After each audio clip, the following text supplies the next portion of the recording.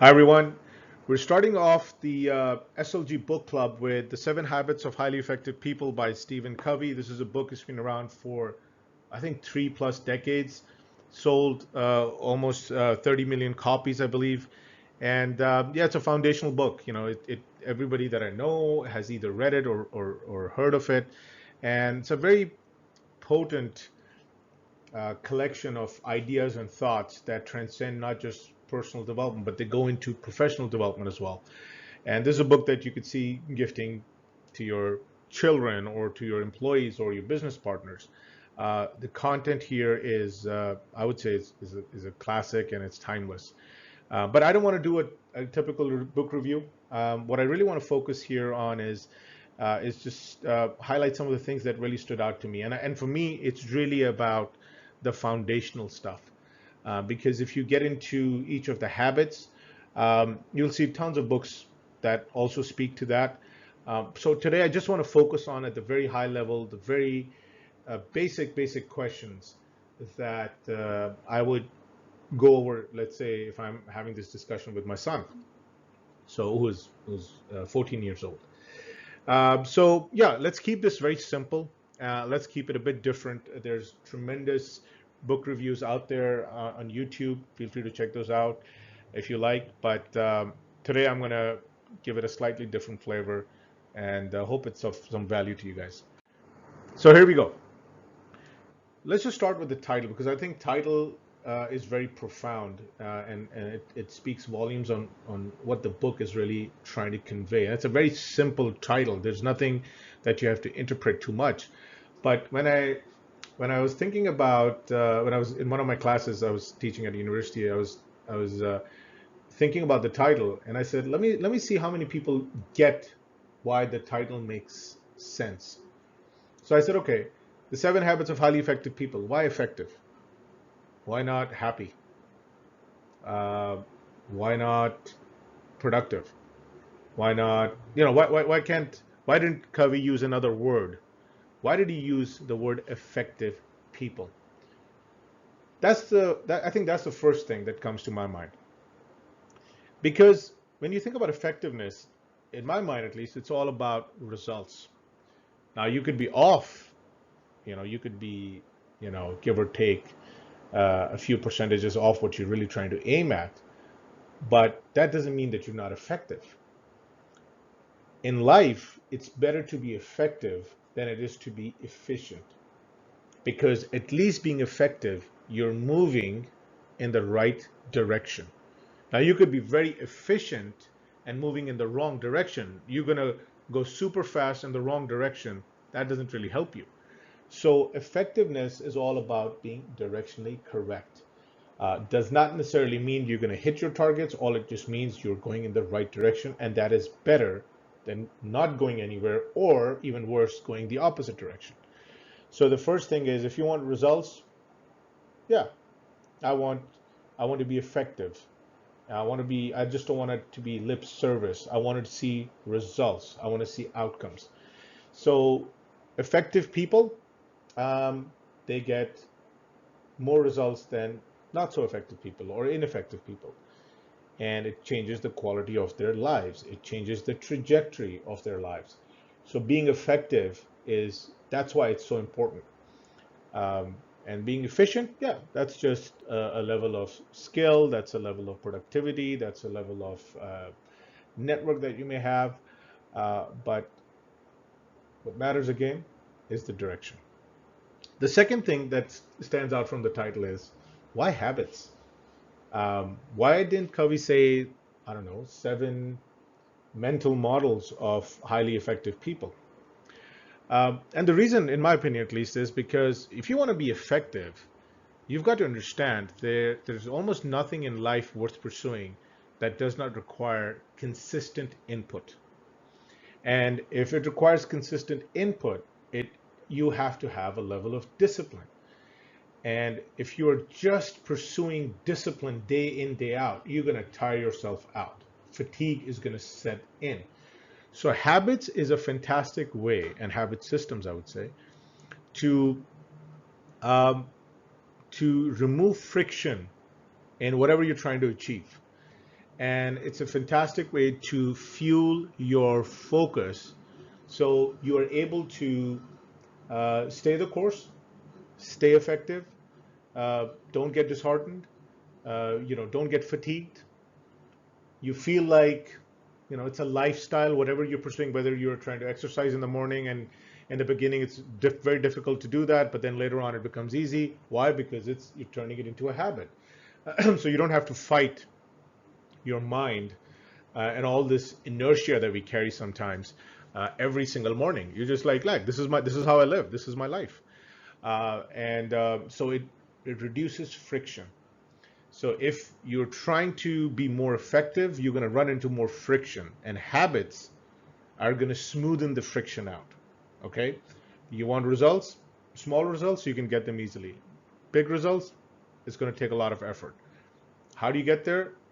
I don't think you just get there through willpower. You gotta have a system, and the most important system is a habit system that gets you to put in the quality reps at whatever you're trying to achieve, whether it's how you write a book, whether it's how you deliver a speech, how do you work on a code as a software programmer, or how good you get at playing tennis. Whatever you want to be effective at, you need quality reps over and over and over and over again, and the habit system is your angle to that.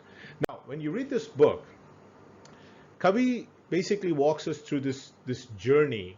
If you're trying to be effective, so he takes us from being the least effective to most effective.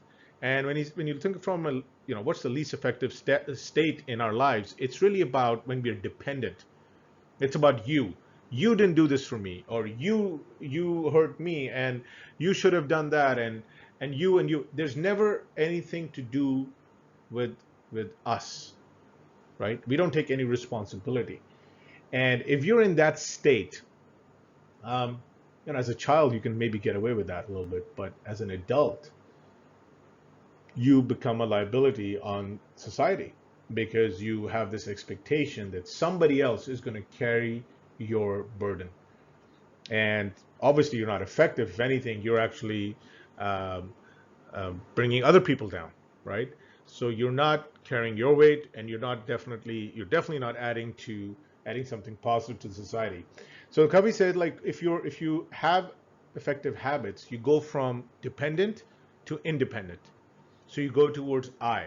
Well, I did this. You start taking responsibility, or I can take care of myself, and I can take care of others as well, which is fantastic. And but I think a lot of people aspire to just stop there. What Covey says is like, no, no, no. There's another level. So you go from dependent to independent, but the peak is interdependent. When we talk about the we, it's me and you and somebody else, and we all come together and we create something magical and unique. That's really what's fun. That's when things, evolve to another level. So, yeah, of effectiveness, obviously, of results. So the way you want to think about it is this journey from being dependent to independent. Nothing bad about independent, but the kickers, the creme de la creme of you being effective is with a group, with a community, and that's where you get a lot of the synergies. I think the journey becomes exponentially interesting. And we'll get into that a little bit in a bit. So look, if you think about how Covey thinks about this sort of maturation that we can go through, he says, look, if the first few habits, the first three habits are all about your personal victory. So if you want to be effective, let's start with yourself. Forget other people. Start with yourself. And the first thing you have to do, the first and foremost habit you have to have, is to be proactive. Now, a lot of people get confused on what proactive actually implies or what it means, but I kind of look at it as taking ownership and saying, I have a choice, and I choose to do X, Y, and Z. It's up to me. Whatever needs to happen, I will take ownership of that. And you kind of have this sense of, yeah, life is not necessarily fair at all times, and all of these things are there. But whatever happens to me, stop reacting.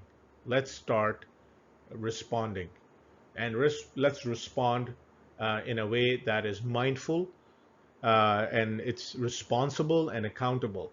And I think for many people, um, deciding not to let life happen to them and really take on life, it's a complete paradigm shift. Like, they don't think about life like that at all. So many folks that I've mentored and I've coached, the one question that keeps coming up is, um, they just don't want to accept that life is difficult, and they go back to that sort of the dependent phase. Like, well, who's going to help me out now? They're looking over their shoulders, like, who's gonna get me out of this mess? Well, nobody. It's you. So that's the starting point. The second thing that's that builds upon it is, you always want to be clear about what you're trying to achieve. So begin with the end in mind. You've got to be realistic on what are you trying to achieve, but you've got to be clear, because that's the only way you're going to have people buy into what you're trying to say. And in life, we basically are are trying to convince one person or the other, right? When we get a job, we're convinced somebody that we deserve to be here over everybody else. Um, you know, when we marry somebody, we're convincing them this is the best choice you have at this stage in life. So whatever it is, you need to know that your ultimate goal has to be crystal clear, and then everything that happens based on that goal. It has to, because otherwise the mind can go every which way, and we don't want to be uh, effective but then spread out too thin. So we are effective a little bit here, a little bit there, a little bit there, but then we're not really focused. So when you have an end goal in mind, whether you visualize it, you write it, um, whatever it is, it becomes a GPS, and it'll guide you towards where you need to be. And I think that's a huge, like Covey said, it's a personal victory, because if you're able to lock in to your vision, man, it's one of those things that truly inspires not just yourself but others around you, and it makes you somebody that people are attracted to as well. They want to be with you. They want to be around you. They want to go to war with you. You know what I'm saying? So that's something that's very important. And the third one is prioritize, which is put first things first. And I do workshops on this. We do these Eisenhower matrices. You can look it up online. But basically, what it's about is knowing what are your priorities in life, and then not just life, but on your day-to-day life, right? So there's the life with a capital L, and then there's your day-to-day stuff. And so often we find ourselves just caught up in this chaos. We're always chasing stuff. Stuff is always happening to us, and we're always running into deadlines, and we're stressed out and we're fatigued. Well, that's because we don't manage our energy or our time properly. And to do that, we need to understand what is urgent and what is important. And these are two different things. Urgent is time sensitive. Importance is the value something has for you. So let's say something is, you know, urgent but not necessarily important to you. Well, have somebody else do it, right? Maybe it's a better use of their time. Delegate it. But let's say if something is both urgent and important to you, well, you got to step it up. You got to prioritize that over everything else. But what about the stuff that's neither urgent nor important? Well, that stuff has got to go. This mindless social media scrolling throughout the day. People do this anywhere between 7 and 14 hours. I mean, it's amazing how people are able to still function after that kind of lifestyle for years and years and years. Um, I gotta imagine it takes a tremendous amount of psychological toll to be so hooked to that screen all the time. But yeah, I think so. If you're able to prioritize, then you remain focused and you remain effective. So these three things, let's just go over this again. Personal victory. Be proactive, begin with the end in mind, and put first things first. That's how you succeed at a personal level. All right. Then we go to the public victory. What does that mean? That means here you got your next three habits. First habit in this public victory category, which is habit number 4, is think win-win. Never think that I win, you lose. It's a zero-sum game. Figure out ways to collaborate and succeed together, rather than that you're trying to bring others down. I think a lot of people have this sort of, I would say, I mean, it's a mindset really. This mindset that life is not abundant. If anything, it's a scarcity mindset, that it is that things are so limited, and if this guy gets this project, then obviously I won't, and I'm going to be out on the streets. And I think you have to get out of this mindset. You've got to build a habit of seeking people that you can go and do business with and work with, collaborate with, team up with, and don't just think that if I can't do it, then that person can do it. So let's try to bring that person down. No, build yourself up, and then also team up with other people who are in the process or are ahead of you in the process of personal development or professional development. So always think collaborations and win-win. Number 5, seek first to understand, then to be understood, which basically means is you want to make a connection with somebody, you've give them the respect or the right to say whatever's on their mind. Be an active listener. Listening is I would say, is one of the best communication superpowers that you can have. So if you really want to have an impact in people's lives, they need to connect with you first. And for you to really, have them help you in a certain way, or help you, give you a sense of comfort, or understand where you're coming from, you've got to give them that sense of comfort or a sense of understanding first. Okay, so seek first to understand, then to be understood. And when you're trying to understand somebody, what you're doing is you're listening to them, you're asking questions, you are paraphrasing what they're saying. You're in the moment, you're connected to them at a much deeper level. So that's very important. And then the last one in the public victory category would be, you've got to synergize. Now, this is where you say, well, I don't have a certain skill, but you do. Well, what if we again team up and make something unique out of this? Like it goes back to the win-win, um, habit as well a little bit. Like, find ways where you're closing or filling in gaps that were existing before. Find ways to reduce friction in terms of cost, in terms of time, in terms of productivity, and anywhere where you're able to find synergies, using the same amount of assets or the same resources and making more out of it, you're going to be so much more effective as a group, as a team. So people who uh, who ideate and are creative around synergies, they tend to be, number one, they obviously have to be creative. They have to also be very matter of fact. They have to be factual. It's not just hot talk. It has to be something that's tangibly achievable from a synergy perspective. And it's a way that they can basically find a platform to have a bigger impact than if they were to do it just on their own. So, and again, this is all building upon all these other habits that have come to this point. And when you do these, think win-win. You are an active listener. You're listening to people. You're giving them the respect, and then you will drive more loyalty in return.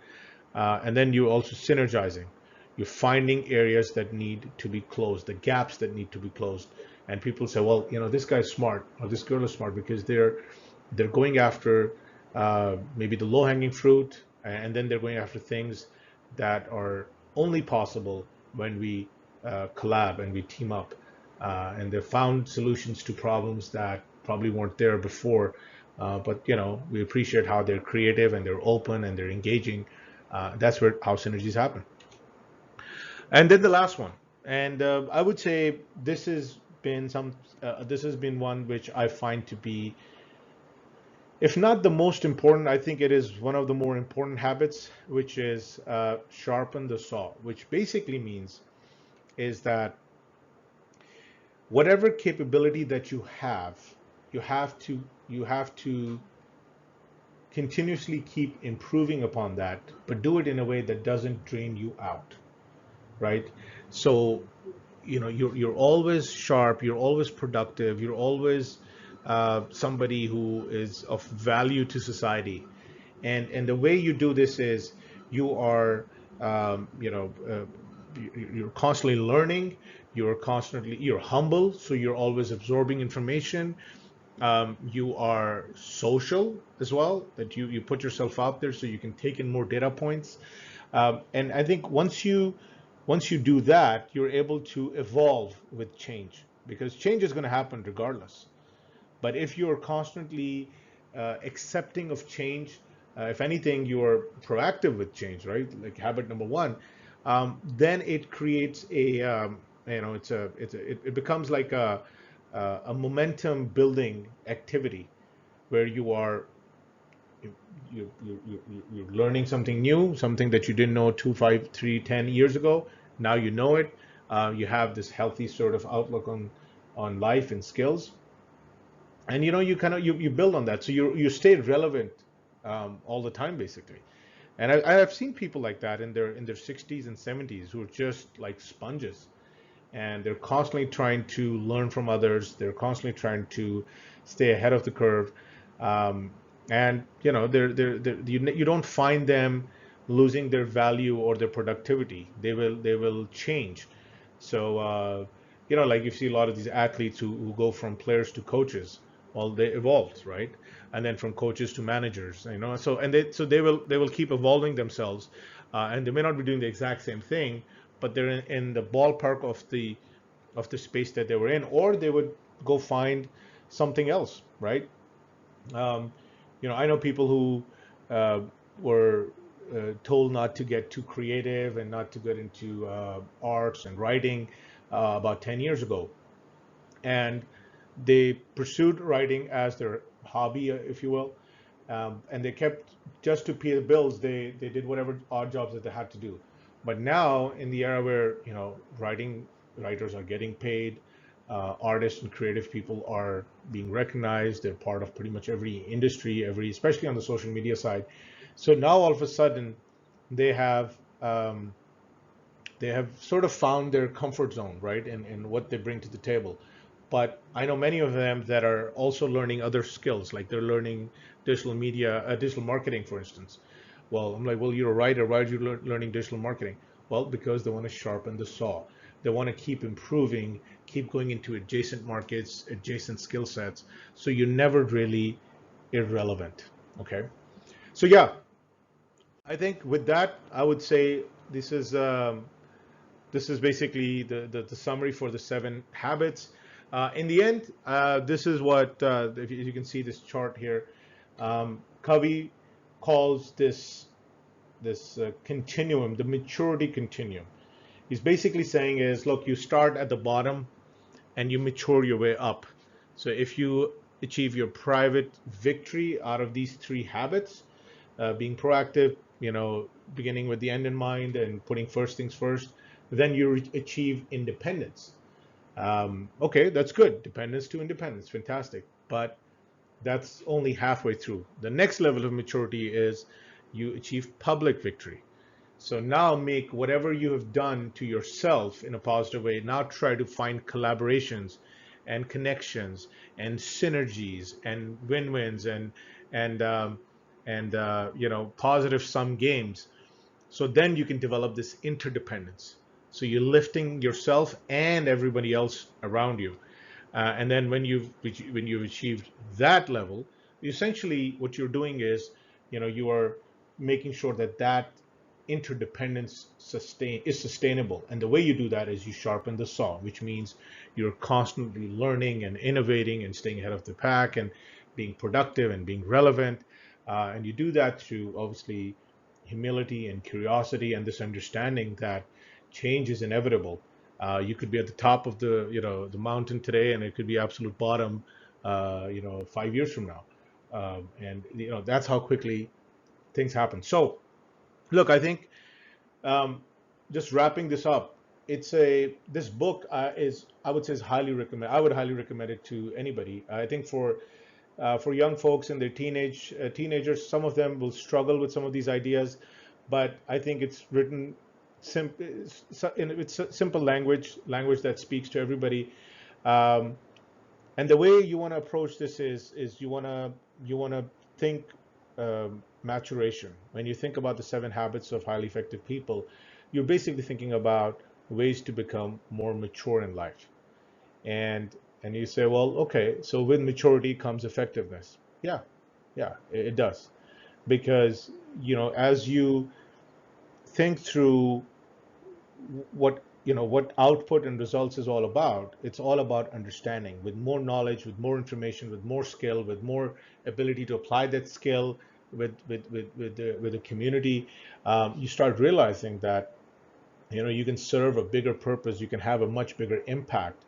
And that's a level of awareness or maturity that it only comes from experience. So I think this book is really an invitation to uh, grow up, I would say, in a way, and also an invitation to skill up, and also an invitation to network up or connect up, if you will, because I'm an introvert by nature. For me to, and I've gone through these stages, I feel like sometimes I'm back to dependence at times, so I can oscillate between these maturity levels. But I've always found myself to be, kind of going back to the foundational principles of what this book is all about, which is get your house in order, get into the right, the mental space, the head space. Learn to prioritize things. Do not, weigh everything exactly the same. It will drain us out. And then, whether you're an introvert or an extrovert, you've got to know, look, you live in a world full of people.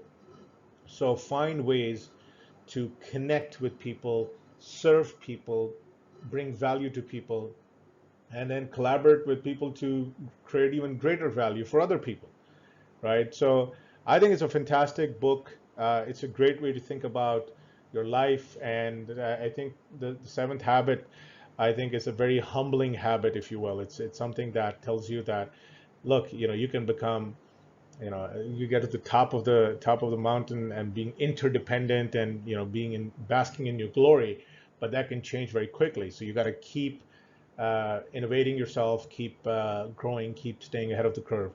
So yeah, I think that's what the book speaks to me about. Would love to get your thoughts, and we will cover more books in the future with slightly different perspective. Hopefully this perspective was, even though it's foundational, hopefully it was incremental to what you've heard elsewhere.